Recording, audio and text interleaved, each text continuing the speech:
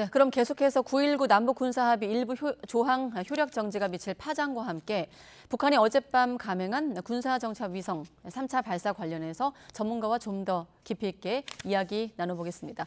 이물출 경남대 극동문제연구소 교수님 나오셨습니다. 네, 교수님 안녕하십니까? 네, 안녕하십니까? 네, 발사 예정 시점 가장 빠른 시점이 20일 0시였기 때문에 기습 발사 이런 표현을 쓰거든요. 그 시점보다 1시간 좀 먼저 발사했습니다. 그 시간을 택한 이유, 뭐 기상 때문이다 이런 분석들도 많던데 교수님은 어떻게 분석하고 계십니까? 일단 기상 때문이라고 보는 게 가장 합리적인 평가로 보입니다. 네. 뭐 1차, 2차 그 군사 정찰 위성 발사할 때도 보통 이제 새벽 시간에 했잖아요. 네. 근데 이제 이번 같은 경우는 1시간 먼저 이제 발사를 했는데 기상 조건 외에 다른 어떤 근거를 제시할 수 있는 게 하나도 없거든요, 지금. 네. 그래서 일단 특히 이제 오늘 새벽에 북한에 비가 온다는 그런 예보가 있었기 때문에 예. 또 강수 그 어떤 그 비중이 굉장히 높더라고요. 비가 올 확률이 굉장히 높더라고요. 근데 그런 맥락에서 역시 날씨가 기습 발사에 결정적 영향을 미쳤다 이렇게 봐야 될 것 같습니다. 네. 이건 어떻습니까? 지난 8월에 이제 2차 실패한 직후 10월에 세 번째 발사에 시도하겠다 예고를 했는데 어제 11월 21일 밤이었거든요. 좀 늦춰진 이유는 어떤 게 좀 있을까요? 일단 뭐 언론들에서 다 지적하고 있지만 이제 9월 달에 그 북러 정상회담이 이루어지고 더군다나 이제 그 김정은 위원장이 방문한 장소가 러시아의 보스토치니 우주기지입니다. 네. 그 우주기지에서의 그 김정은 위원장의 일구수 일투족을 보면 이 사람이 뭘 원하고 있고 또 러시아도 북한의 그 최고 지도자가 원하는 수요를 또 감안해서 일정을 만들어주고 또 거기에 대해서 적극적으로 화답한 그런 장면들이 많이 포착이 되고 있거든요. 네. 결국은 그 군사 정찰 위성의 성공 확률을 높이기 위해서 러시아 측으로부터 기술 지원을 받아서 이번에는 확실하게 자신들의 역량을 보여주겠다. 뭐 이런 의도가 있는 게 아닌가 이렇게 볼 수 있을 것 같습니다. 성공 가능성을 좀 높이기 위해서 시간을 좀 가진 것으로 해석이 된다. 우리가 30일로 좀 예고했던 우리 군의 첫 독자 정찰 위성 발사를 의식한 건 아닐까요? 결국 이제 10월 달에는 발사를 못 하고 결국 이제 11월을 그러니까 이제 21일을 선택한 거죠. 네. 북한이 그 과거에도 이제 도발한 여러 가지 이제 패턴들을 보면 사실은 이제 특히 이제 항공 우주 개발과 관련해서는 자신들이 주도권을 놓치지 않겠다, 한국에 뒤지지 않겠다. 이런 의도들을 이제 드러낸 적이 사실 여러 차례 있긴 합니다. 앞서 이제 YTN 뉴스에서도 얘기했지만은 북한이 그 인공위성 개발한 역사가 거의 25년이 지금 되고 있고요. 그리고 김정은 위원장이 2012년에 이제 공식 출범하고 2013년에 국가우주개발법이라는 걸 처음으로 채택을 합니다. 이제 그러면서 이제 만든 게 결국 이제 우주개발국이고 또 좀 이따 다시 또 말씀을 드리겠지만 이제 국가우주개발총국으로 이름은 바꿨지만 네. 그게 원래 10주년 되거든요.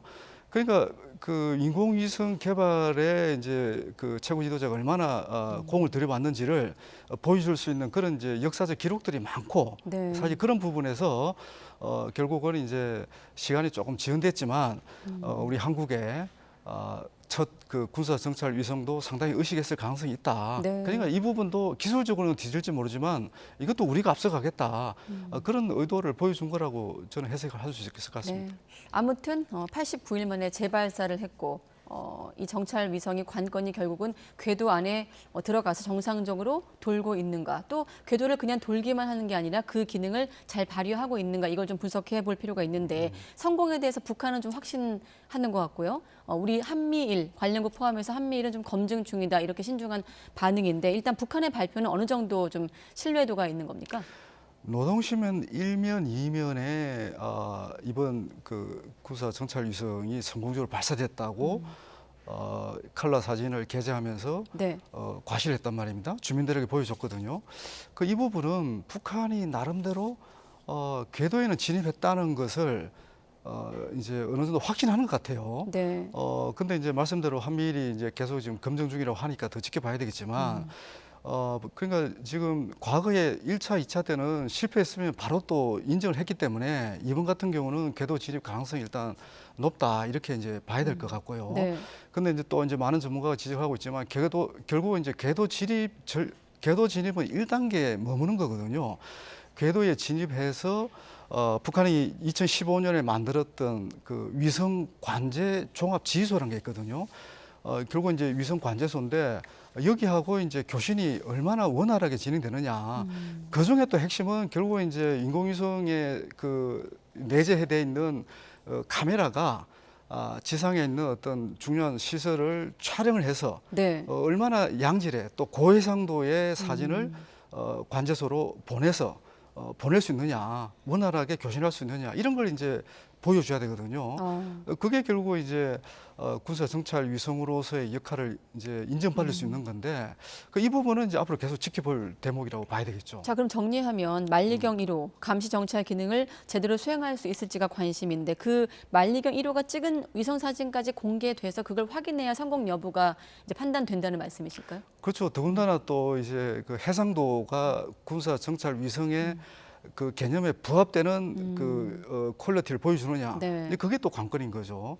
과거에 이제 북한이 찍어 보냈던 그 공개했던 이런 사진들에 대해서 우리는 다 너무 허접하다. 너무 이게 수준 이하라는 얘기를 하고 있잖아요. 그죠? 네. 근데 그러다 보니까 북한이 굉장히 신경을 썼을 가능성이 있는 거고 어떻든 북한이 만약에 성공해서 궤도 진입에 성공해서 지상의 어떤 물체를 관찰해서 찍은 사진을 그걸 이제 공개했을 때 그 해상도가 이제 얼마나 이제 고해상도냐 이게 이제 굉장히 중요하거든요. 그 일반적으로 보니까 지상 물체를 이제 1m까지 그 촬영할 수 있을 때 그게 이제 군사 정찰 위성의 어떤 그 효력을 가질 수 있다 이렇게 얘기를 하더라고요. 네. 그러니까 이제 그걸 이제 앞으로 또 저희들이 지켜봐야 되겠죠. 네, 그래서 러시아 지원을 만약에 받았다면 뭐 정밀한 수준까지는 아니어도 이를테면 뭐 전차라든지 트럭 이런 걸 좀 식별할 수준까지는 올라왔다는 걸 그 사진이 공개된다면 판단할 수 있다는 건가요? 그렇죠. 결국은 지금 이게 군사 정찰 위성 분야의 최고 선진국이 미국하고 구소련 러시아거든요. 네. 이 두 개 나라가 지금 수백 개의 군사 정찰 위성을 지금 지구 궤도에 그 띄워서 지금 계속 그 지구 전체를 관찰하고 있는데 네. 근데 이 짧은 기간 안에 과연 그 인공위성에 탑재할 수 있는 고성능 카메라를 러시아가 제공했을까?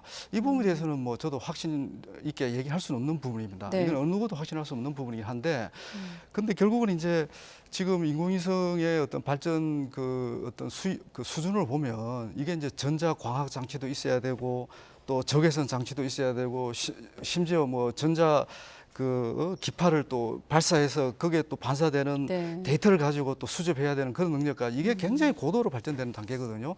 근데 이제 아주 초보적인 단계라도 이전과 나은 그런 해상도의 사진을 공개하게 된다면 네. 그렇다면 이제 어느 정도의 이제 군사 정찰 위성으로 인정받을 수 있는 그런 계기가 되지 않을까 이렇게 보는 거죠. 그런 기술 수준을 또 파악해 볼 수 있는 게 낙하물 또 수거를 통해서도 확인한 내용 아니겠습니까? 어떻게 좀 예상하십니까? 지금 이제 우리 군은 아마 낙하물 이제 탐색에 들어간 것 같더라고요.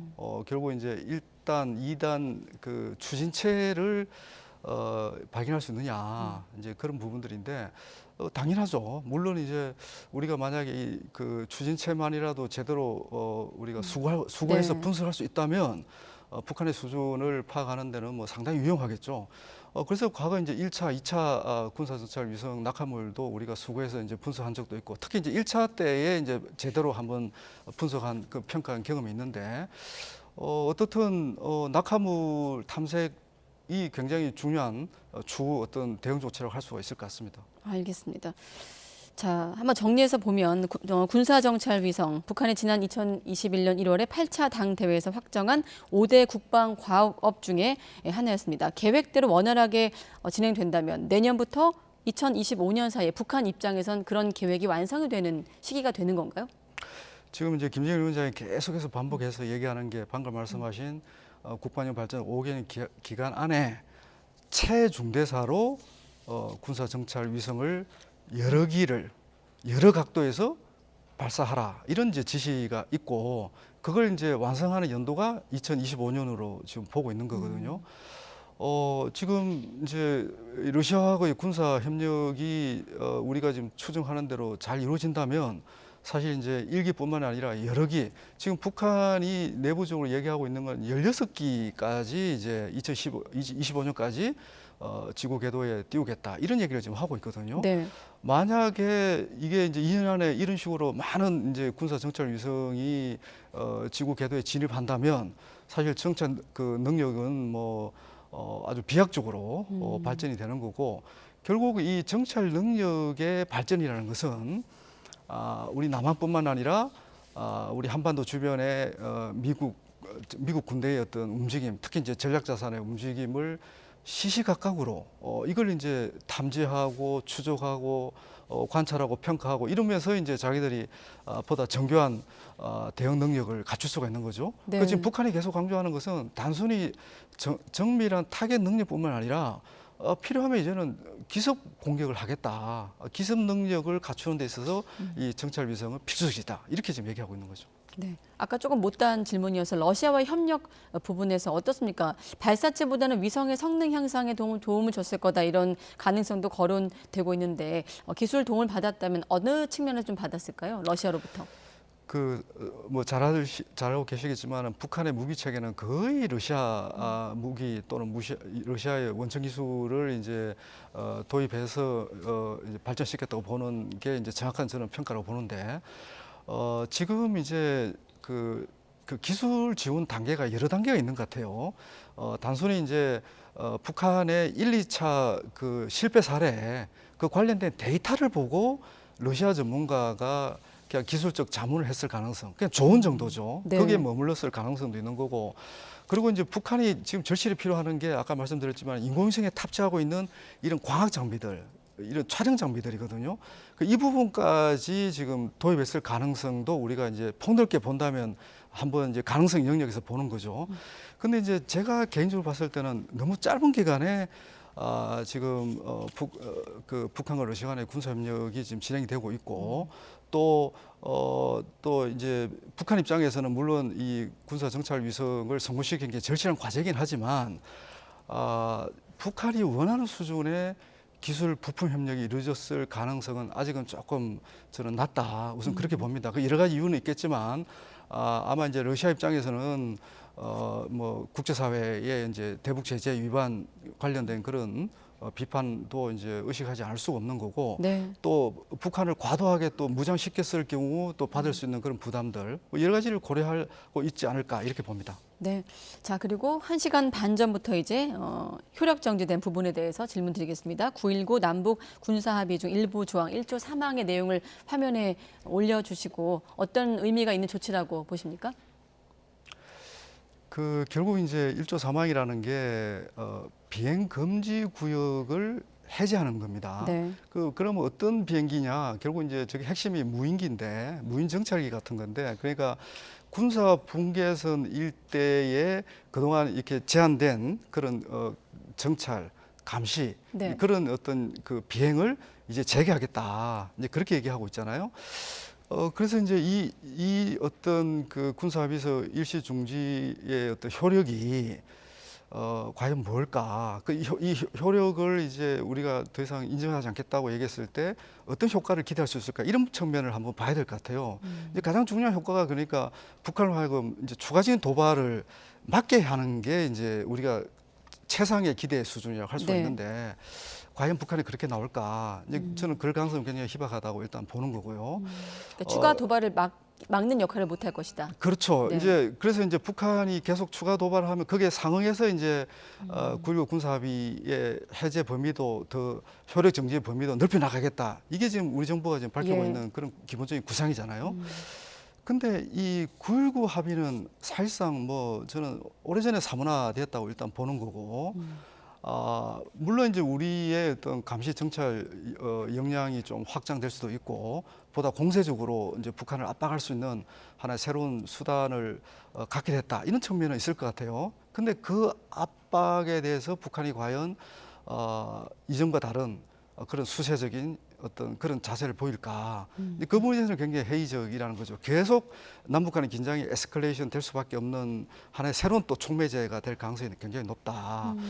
특히 이제 이 9.19 군사합의의 핵심은 여러 차례 얘기를 하고 있지만 아무리 남북 관계가 좋아도 오해, 오판, 오인에 의한 충돌 가능성은 피할 수가 없거든요. 네. 그러니까 최소한의 한 라인을 열어놓고 최소한의 어떤 신뢰 조치로서의 이게 의미가 있는 거거든요. 우발적 충돌을 막을 수 있는 최소한의 이거는 신뢰 조치인데 이 부분까지 이제 완전히 이제 걷어낸 그런 상황이다 보니까 네. 더군다나 이제 남북한의 군사적 긴장이 역대 최고 수준이잖아요. 그 어느 때보다 높은 상황에서 이런 모든 어떻게 보면 긴장 관리 조치들, 최소한의 긴장 관리 조치들이 다 없어지는 거잖아요.